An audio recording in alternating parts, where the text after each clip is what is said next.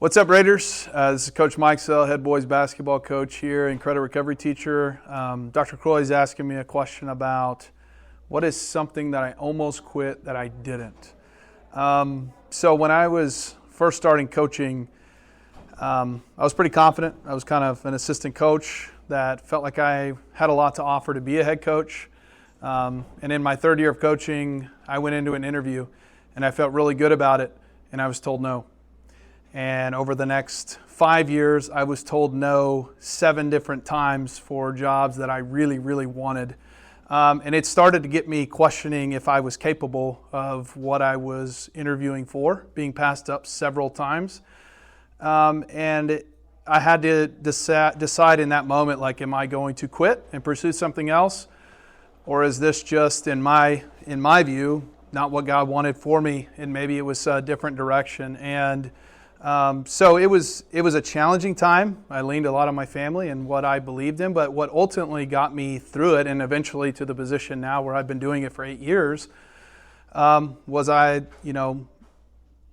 what keeps you from not quitting? It's the passion for what you do, right? It wasn't about me and the job title that I had. It was so much more about how do I influence kids more? How do I lean into the work?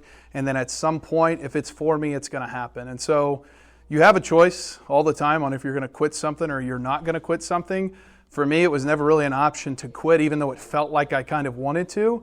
It was much more about what is it that I really want, and that was to influence kids more so than it was about me.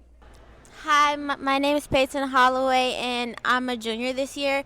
One thing that I almost quit but I didn't was running 5Ks, and the person who motivated me to keep going was my grandmother. She told me that it's okay to, fail, but just get back up and keep trying. I'm Kaino Akahanui. I'm a junior, and one thing I almost quit but didn't was actually broadcast. Back in middle school, the program wasn't as solidified as it was in high school, and I always had a passion for it, but I never really got hooked because it was kind of really bad at middle school. But I saw what we were able to accomplish in high school, and I just got really into it, and now I'm a part of it, as a lot of you may know.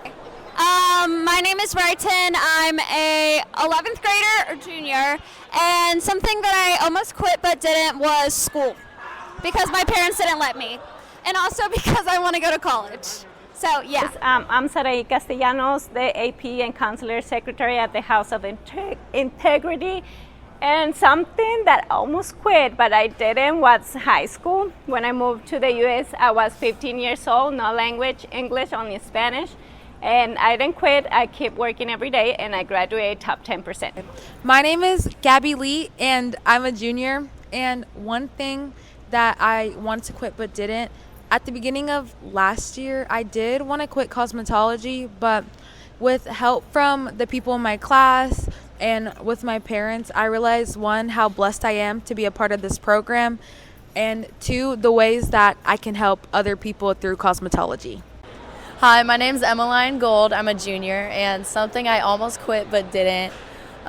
Prosper cheer, I didn't make the sport I wanted to, and then instead of giving up, because it was a super hard year for me, I came to Richland, and I said, you know what, it's a new year, let's try again. And I ended up making it, and now I'm very secure in my sport, and it's been one of the best programs I've ever been a part of. All right, my name is Nathan Bloom. Something I almost quit but didn't was baseball, because I came here at Richland and it kind of brought the fire back in me when I was at Prosper my freshman year. That's when I almost wanted to quit, but I didn't because I came here to the environment that made me want to continue playing. I think all of us can relate to that in some way or another. Maybe the stories that they shared aren't the exact same as what your scenario might be, but we can all certainly relate to, we've had a time in our lives where we faced a challenge and we had to decide whether or not we wanted to quit or whether we wanted to choose resilience. Sometimes we have quit. I've quit. I think all of us at some point in time or another have quit something. But also on the other side of that is all of us at some point in time have also chosen resilience. And that's where I want us to get today. And I want us to try to identify in our discussion, what's the difference? Why do we sometimes choose to quit? And sometimes we choose resilience. We'll get to that in a little bit. Before I get going, I want to say thank you to the people who shared their little story with us earlier. I think it's really hard to be vulnerable in front of 2,500 of your closest friends and, tell them about a time you thought about quitting. It's not easy to do. Before we go any further, I'm gonna share a little bit of my story. I'm gonna be a little vulnerable with you too. When I was in high school, I was really, really good at some things. That sounds really weird to say it that way, but I was really big, I was strong, I was pretty athletic, and I was very fortunate that I was given an opportunity to go play football wherever I wanted to. I got offered scholarships to throw the discus at a bunch of different schools, and I got offered scholarships to go wrestle at a bunch of different schools. I was just a pretty good high school athlete.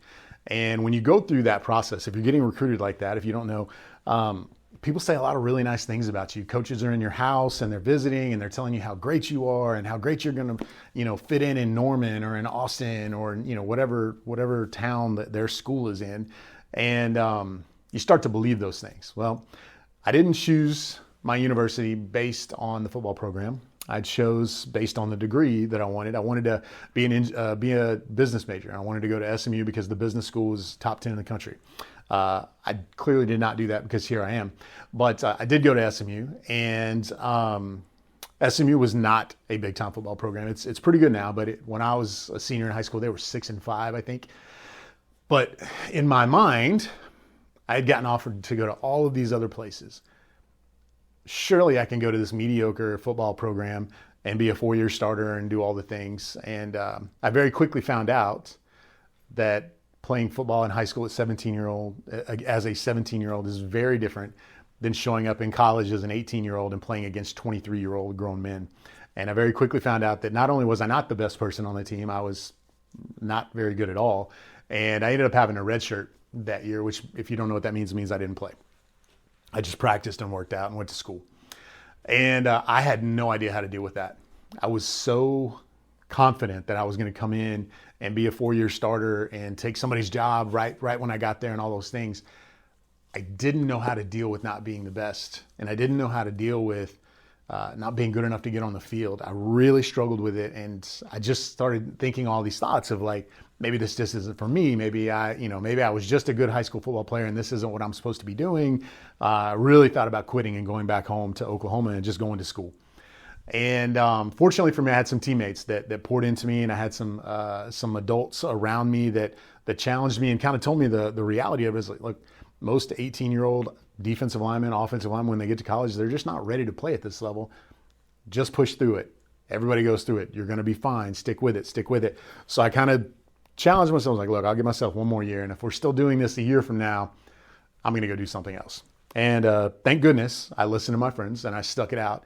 I ended up being a 4-year starter and, was the team's MVP my senior year and some things like that. But again, the accolades aren't the point of the story. The point of the story is I didn't know how to deal with adversity, and I thought about quitting because of it. And thankfully, I had some people who challenged me to be resilient, and I gave myself a chance to be resilient, and it paid off because now, like, the SMU is a huge part of who I am. It's, I got stuff all over my office. I go to football games and I take my family to the campus, and it's a huge part of me. And I have friends, lifelong friends that I met there and that I played with, and it was a defining moment in my life, and I almost missed it completely because I didn't know how to deal with adversity. So I want you guys to think about that in your own lives. What does it take for you to be resilient? Resilience is like a muscle, right? Every time you push through something hard, it gets a little bit easier to push through something hard than next time. And it gets a little bit easier the next time. Quitting is the same way. When you quit something, it gets a little bit easier to quit the next time, and then a little bit easier to quit the next time. So I want you guys to think through this really quickly. Here are the discussion questions. I only have 2 discussion questions for you today. First one, why do so many people start strong but struggle to finish?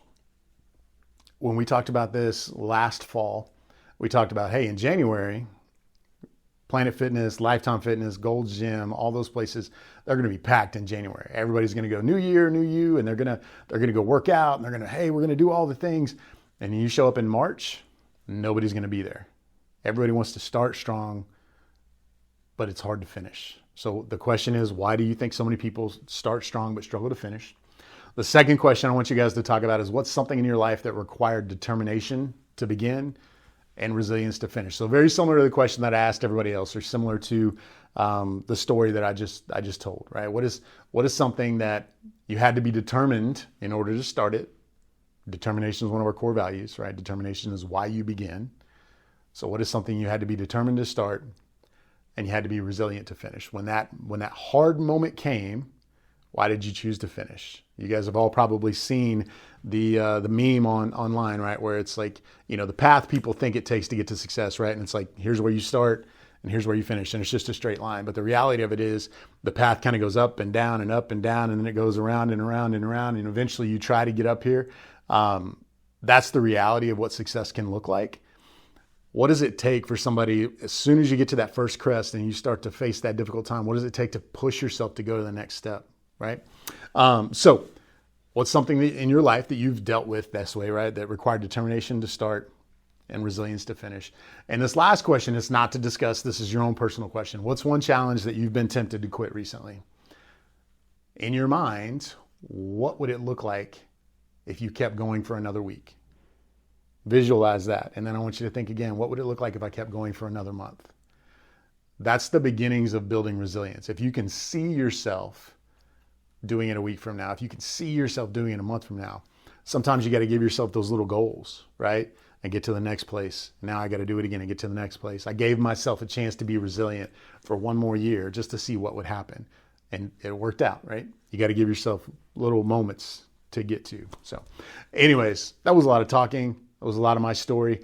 Hopefully you guys understand what we're trying to get at here, right? It takes determination to start, it takes resilience to finish. How do you get from one to the other? So have a good discussion in your class talking about those two things. We'll talk to you later. Let's ride.